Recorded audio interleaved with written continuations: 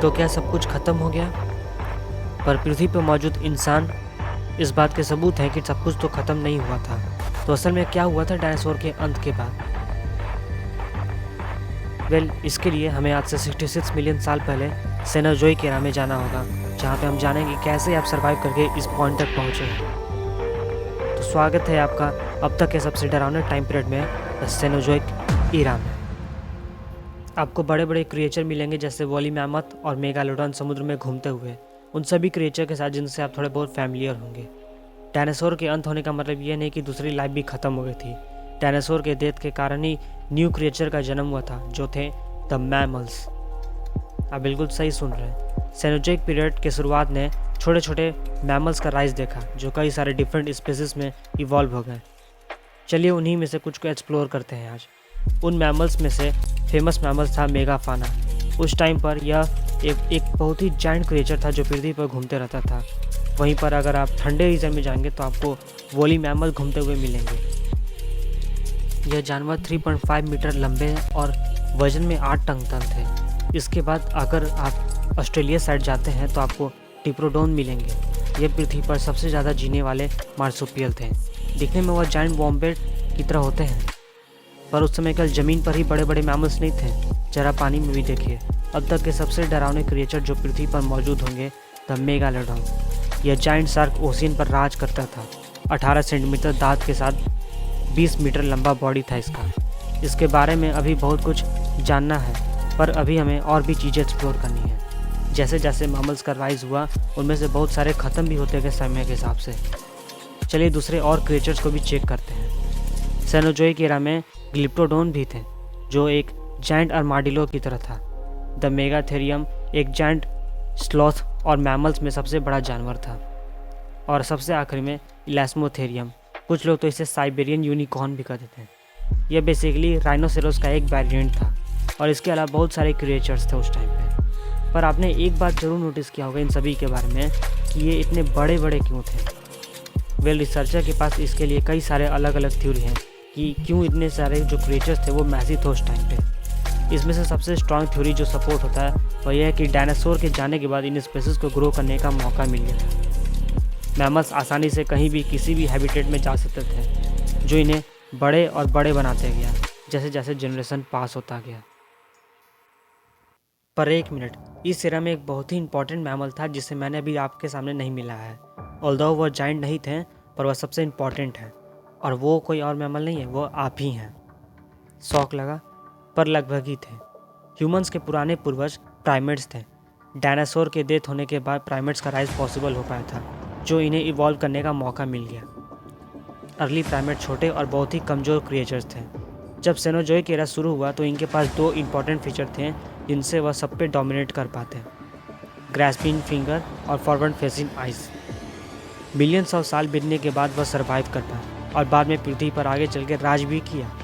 यह प्राइमेट्स और भी डिफरेंट स्पेसिस में इवॉल्व होने लगे, जिसके बाद ये 2 मेन ग्रुप्स में बांट गए। द प्राइमेट्स जो बाद में मंकी और एपेस में इवॉल्व हो पाए, और दूसरे होमिनिड्स जो बाद में हम आज इंसान इवॉल्व हो गए हैं। पर यह सब होने में कई मिलियन साल का टाइम बीता। जैसे जैसे होमिनिड्स इवॉल्व हुए, वे धीरे धीरे टूल्स का यूज करने लगे और फायर को कंट्रोल करने लगे। इसके बाद लैंग्वेज का शुरुआत हुआ। बढ़ते टाइम के साथ और भी होमिनिड्स बढ़ते गए, और ये फिर पूरे पृथ्वी पर चारों तरफ फैल गए। कुछ एशिया, यूरोप, अफ्रीका और नॉर्थ अमेरिका में रहने लगे। इनमें से कुछ स्पेसीज तो समय के साथ ख़त्म भी हो गए, जैसे नीदरतन। ये अफ्रीका के बाहर इवॉल्व हुए थे और यूरेशिया के हैबिटेट के मुताबिक अडाप्ट हो गए। पर जैसे मॉडर्न ह्यूमन प्रोग्रेस कर रहे हैं, वे कुछ ज़्यादा ही टेक्नोलॉजी के एडवांस हो रहे थे उस टाइम पे, जो स्पेसिफिकली नीदरतल स्पेसीज का खात्मा होने का वजह था। जैसे जैसे और भी स्पेसीज इवॉल्व हुए, होमिनिड्स और भी ज़्यादा ख़त्म होते गए। उनमें से वही स्पेसीज बचे जो अफ्रीका में थे, द होमो सैपियंस। इनका ब्रेन ग्रो होने लगा था, जो और भी एडवांस लैंग्वेज की डिस्कवरी का कारण बना। इसके साथ टेक्नोलॉजी, कल्चर और आखिरी में आप तक। अगर हम होमो सैपियंस की बात करें तो कैसे हम उस एरा में सर्वाइव कर पाएँ, ये जानने के लिए हमें यह जानना हो कि सेनोजोइक एरा कैसे बना था, क्योंकि इस एरा में टेन्स ऑफ मिलियंस ऑफ साल बीत गया था, जिसमें कई सारे चीज़ें हुई। सेनोजोइक एरा असल में 3 टाइम पीरियड में डिवाइडेड है, द पैलियोजीन, नियोजीन और द क्वाटरनरी पीरियड। चलिए इन सभी तीनों को समझते हैं आसानी से। पैलोजीन पीरियड, यह सेनोजोइक एरा का शुरुआती टाइम पीरियड था जिसमें मैमल्स और फ्लावरिंग प्लांट का ग्रोथ हमें देखने को मिला। और ध्यान से, इसमें आपको कुछ अजीब से इंसाइट भी दिखेंगे। पृथ्वी के टेक्टोनिक प्लेट्स लगातार अपने कॉन्टिनेंट का शेप बदल रहा था, जिसमें कई मिलियन साल बीत गए। साउथ अमेरिका और अफ्रीका लगातार एक दूसरे से दूर होते जा रहे थे और उस टाइम पे हमारा हिमालय भी फॉर्म हो रहा था। आपको शायद अभी तक केवल वार्म और नॉर्मल क्लाइमेट ही महसूस हुआ होगा, पर जल्द ही ये बदलने वाला था। बढ़ते समय के साथ नियोजिन पीरियड का आगमन हो गया। ये पीरियड होमिनिड के बाद जो मैंने की थी उसमें अब ये अपीयर हो गए हैं। इसके साथ ही मॉडर्न प्लांट्स एनिमल्स इवॉल्व होने लगे थे। एक चीज़ आपको जो इस एरिया में नोटिस हो रहा होगा कि इस एरिया में बहुत ज़्यादा ठंड बढ़ते जा रहा है चारों तरफ, क्योंकि आइस एज इस पीरियड में बहुत ही ज़्यादा कॉमन होती जा रही है।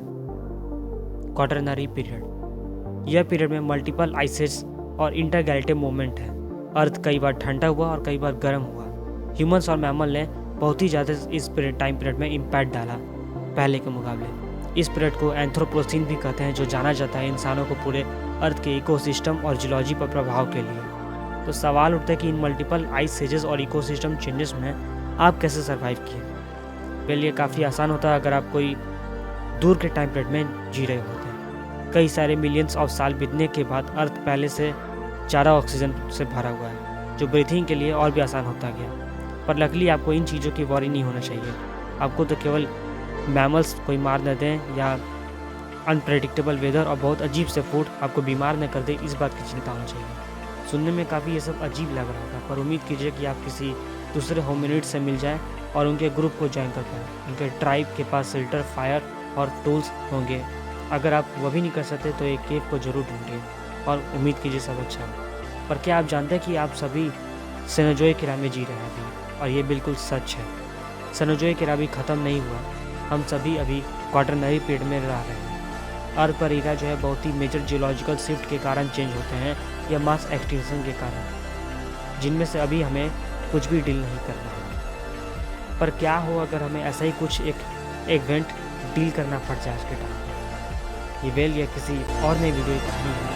तब तक के लिए